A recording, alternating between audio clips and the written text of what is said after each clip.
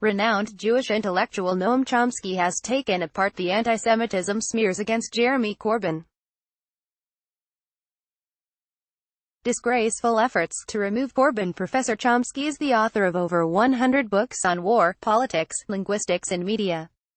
In an email to Media Lens, Chomsky said the smears were part of a disgraceful campaign to dispose of Corbyn. The charges of anti-Semitism against Corbyn are without merit, an underhanded contribution to the disgraceful efforts to fend off the threat that a political party might emerge that is led by an admirable and decent human being, a party that is actually committed to the interests and just demands of its popular constituency and the great majority of the population. Generally, Labour's policies do seem to meet the demands of the great majority of the population.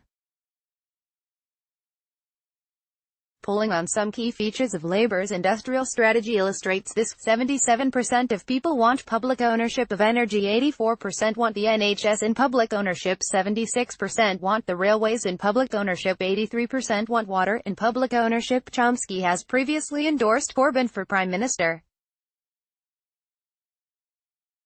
Speaking to Media Lens, he went on to say that Corbyn's leadership is authentically concerned with the rights of suffering and oppressed people throughout the world. Corbyn's Labour has pledged to place UK foreign policy in line with international law. The party will end all arms sales to regimes if there is concern they are committing war crimes.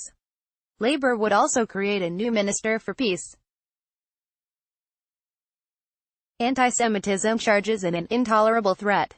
Chomsky rounded off by saying that Corbyn is plainly an intolerable threat to order. Even people bringing anti-Semitism allegations against Corbyn appear to have conceded that their aim is to get rid of him.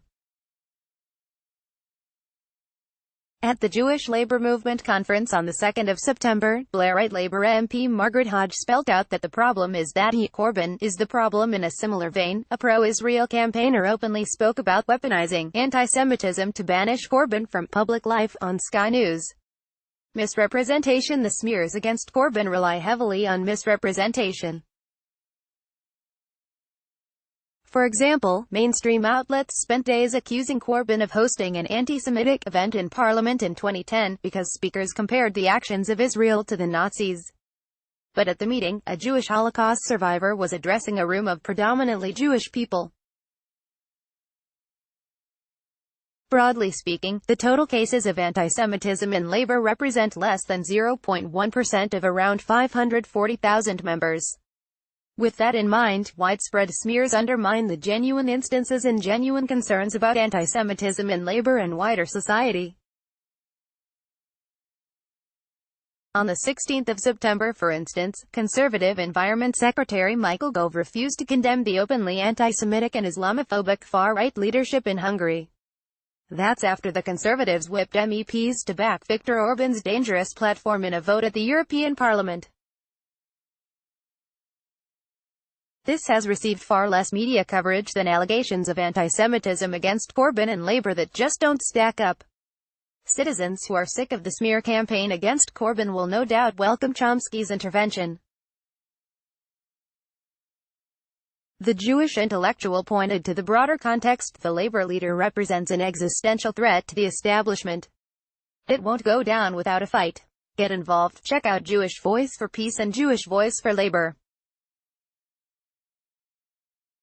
Join the Canary, so we can keep holding the powerful to account. Featured image via Gary Knight, Flickr and Andrew Rusk, Flickr.